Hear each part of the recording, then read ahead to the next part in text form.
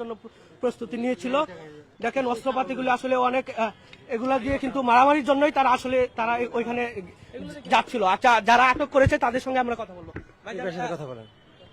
আচ্ছা, এগুলা কোথা থেকে আটক করেছেন ভাইজান বলেন? আমরা এটা আধা ঘন্টা আগে হাইকোর্টের যে একদম মেন গেট, হাইকোর্ট জাতীয় ঈদগার যে সামনে কদম ফোয়ারা, সেখানে একটা জামাতের একটা গাড়ি আমরা পাই, একটা গাড়ি পাই পিক আপ। সেখানে দেখি এরকম ভারী অস্ত্র। জিজ্ঞেস করলাম আপনারা কোথায় যাচ্ছেন? বলে আমরা যাচ্ছি মাঠে। মাঠে যাচ্ছেন কি হিসেবে? পরে দেখি যে আমরা এরকম ভারী অস্ত্র। বললাম ঠিক আছে, যেহেতু আপনারা ভারী অস্ত্র যাচ্ছেন আর মাঠে তো এরকম অস্ত্র নেওয়া কোনো নিষেধ, আর আপনারা রাত্রে আমাদেরকে মেরেছেন, শহীদ করেছেন আমাদের ভাইদেরকে, তখন আমাদের সন্দেহ জাগে যে অবশ্যই তারা হত্যাকাণ্ডের জন্য তারা ওখানে যাচ্ছিল। তখন আমাদেরকে ধরে জিজ্ঞেস করি আপনার কোন জায়গা? তারা বলে আমরা ক্যানিগঞ্জ থেকে আসছি। তোমাদেরকে আমরা জব্দ করে পুলিশের সহায়তা আমরা এখানে নিয়ে আসি।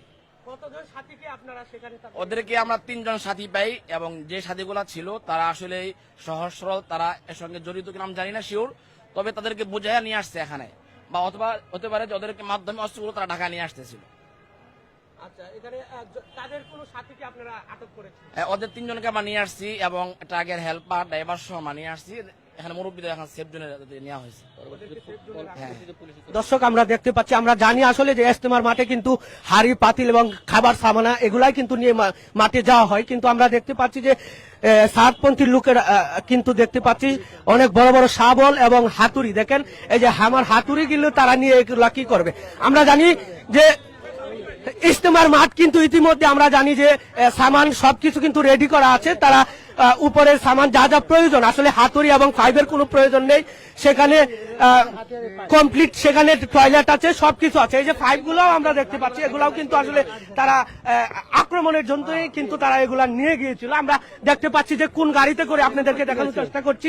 আমরা দেখতে পাচ্ছি এই গাড়িতে করেই কিন্তু তারা হামলার উদ্দেশ্যে ওই মাঠে রওনা হয়েছিল রাত্রে, কিন্তু সকাল বেলায় কিন্তু তাদেরকে আটক করেছে। কিছুক্ষণ আগে এই গাড়িটি কিন্তু আপনার সচিবালয়ের সামনে থেকে ওই সচিবালয়ের সামনে যে ঈদগাহ মাঠ আছে, আমাদের কেন্দ্রীয় ঈদগাহ মাঠ, সেখান থেকে কিন্তু এই গাড়িটা আটক করেছে এবং এই সামানগুলি আটক করেছে।